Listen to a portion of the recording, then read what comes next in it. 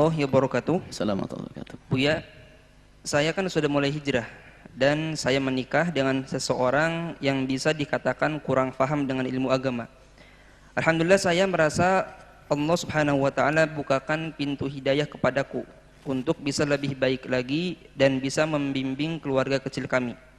Perlahan suami aku pun bisa berubah menjadi rajin ibadahnya.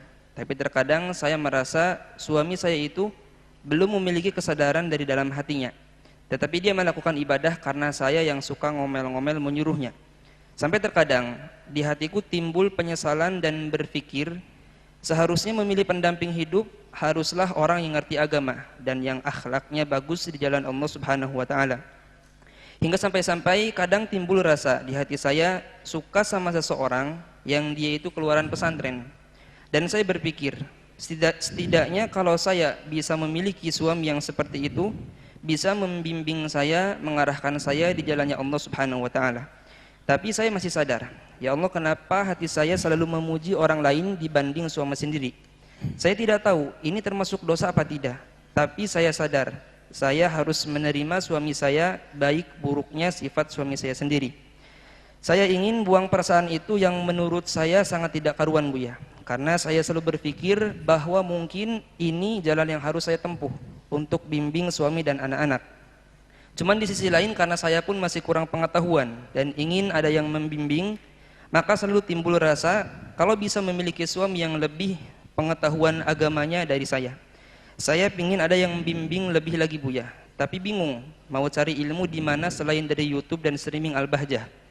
Tolong pencerahannya buat saya, Buya. Saya tidak mau sampai melakukan kesalahan. Intinya, saya itu lagi ilfil, Buya. Lagi ilfil sama suami sendiri. Karena kalau urusan ibadah itu harus dikoprak-koprak melulu. Harus disuruh-suruh melulu. Jadi saya itu risih gitu, Buya. Mohon arahannya. Baik, bismillah. Syaitan itu sudah sangat berpengalaman di dalam menjerumuskan anak Adam. Dendam kepanjangan yang tidak akan berakhir kecuali nanti anak cucu Nabi Adam masuk surga, iblis masuk neraka, sudah selesai. Dan dendam itu terus berkembang sehingga upaya iblis atau syaitan, bagundal-bagundalnya iblis, keturunan iblis, syaitan itu nanti terus berusaha untuk menjerumuskan manusia. Dan mereka cerdas. Kalau menjerumuskan manusia, apalagi manusia yang beragama seperti Anda, Ustadz, orang-orang baik. Kalau menjerumuskan tidak langsung tutup poin, suruh masuk ke kubang kehinaan, enggak. Berkelok-kelok dia.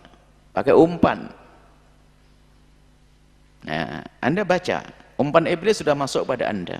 Untung Anda sadar lalu bertanya, umpan iblis apa? Anda punya seorang suami, itu adalah dari Allah. Kemudian iblis memberikan umpan, menghantarkan sana, ujungnya adalah kehinaan, perzinaan dan seterusnya. Anda sudah takut. Tapi dia sudah membawa Anda. Pertama, Anda sudah mulai kurang puas dengan keberadaan suami Anda. Sebetulnya sampai sini batasnya. Tentu Anda keluar batas lagi, sudah mulai melirik orang lain. Nah, sehingga kebaikan suami Anda sudah tertutup. Mulai memandang orang lain. Perhayal untuk punya suami begini, begini, begini. Nah ini kalau Anda lanjutkan, terjadi kehinaan.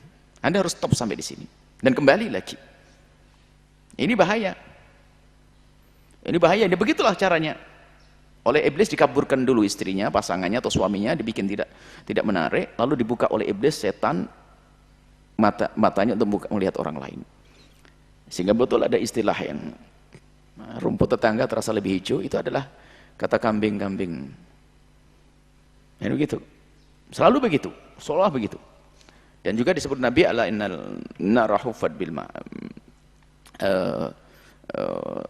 kalau nama surga huffat bil makarih. Kalau surga enggak senang. Tapi kalau neraka bisyahwat, semuanya menyenangkan. Sehingga betul sudah mulai. Jadi saat ditelepon oleh seorang ustadz pun akhirnya nyaman, enak. Padahal suaminya juga tidak kalah dalam merayu. Mungkin.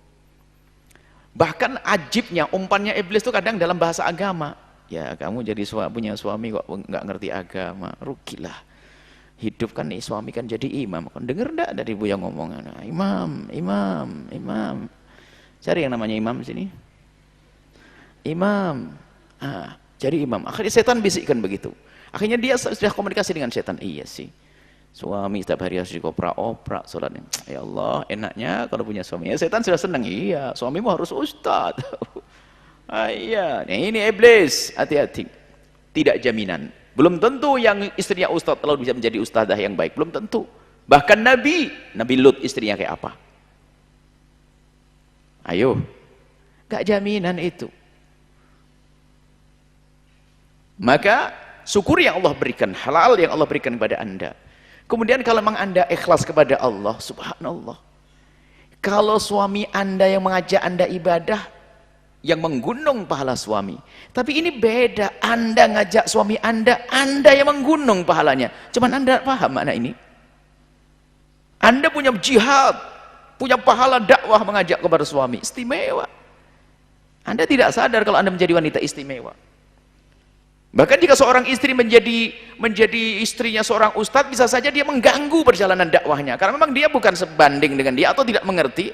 Anda pun belum tentu bisa menjadi wanita baik bagi seorang ustadz. Dan anda akan menjadi wanita terbaik buat suami anda yang model itu. Dalam keyakinan saya, seperti itu. Kenapa? Anda sudah ngoprak-ngoprak. Kalau anda ikhlas itu kan pahala. Biarpun dia tidak sholat, tetap pahala. Biarpun dia belum patuh, tetap pahala. Anda tidak tahu itu. Dan ingat, kalau anda meninggalkan seorang laki-laki dengan kezaliman, anda pun tidak akan mendapatkan suami kecuali anda akan terzalimi. Mungkin dia seorang ustadz, naudzubillah. Bukan anda. Seorang wanita meninggalkan suaminya karena ingin mendapatkan ustadz yang baik. Masuk ke ustadz, dizalimi sama ustadznya. Ada ustadz zalim kok. Hati-hati, sudahlah, cukup. Berhenti sampai di situ. Putus. Itu umpannya si iblis itu. Anda berarti kembali kepada suami dan anda berbanggalah. Jika ternyata anda lebih unggul dari suami anda, di dalam kebaikan anda ajak suami anda. Dalam kebaikan anda ingatkan. Kemudian juga anda harus tahu standar. Di rumah tangga itu jangan seorang istri itu menuntut suaminya berlebihan. Misalnya harus tahajudnya sama dengan anda, puasanya sama dengan anda. Yang penting standar dasar selamat dulu. Sholat 5 waktu, puasa Ramadan, tontonannya bener. Itu saja dasarnya, sudah istimewa itu. Ya, seperti itu. Berhentilah anda, dan anda akan berhenti karena anda berani bertanya, karena anda ingin diberi petunjuk kan. Petunjuknya seperti itu. Kembalilah kepada suamimu dan tutup matamu dengan siapapun. Kekaguman kepada ustadz-ustadz dan sebagainya. Jangan tutup semuanya. Anda punya yang halal, itu suamimu, keberkahanmu ada di situ, surgamu ada di situ. Kalau ada kekurangan di suamimu, adalah tugasmu menyempurnakan. Maka sungguh engkau adalah wanita yang istimewa. Karena apa? Anda punya peran besar. Imamnya pun yang menundukkan adalah anda. Kalau murid yang menjadikan gurunya jadi wali, ada wali jadi seorang guru menjadi kekasih Allah gara-gara muridnya, karena muridnya sangat hebat. Maka anda menjadi istri hebat, suaminya jadi benar gara-gara istrinya. Itu saja, insya Allah anda kembali kepada posisi anda yang sesungguhnya sebagai seorang istri yang selalu membimbing suami. Jangan bosan membimbing suami dan tingkatkan kecintaan mesra yang indah. Ketahuilah nanti di surga bersama baginda Nabi Muhammad SAW. Dan takutlah kepada zina dan mukaddimah zina. Jangan main-main.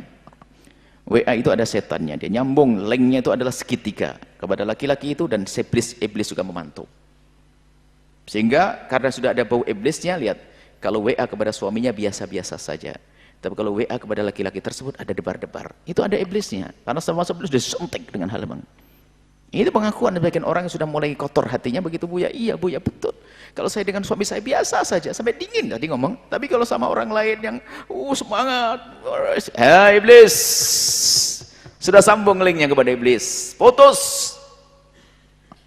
Putus kepada iblis dan putus dengan umpannya iblis. Biarpun itu ustadz umpannya iblis, dia ahli surga, tapi di saat dengan anda jadi ahli neraka nanti.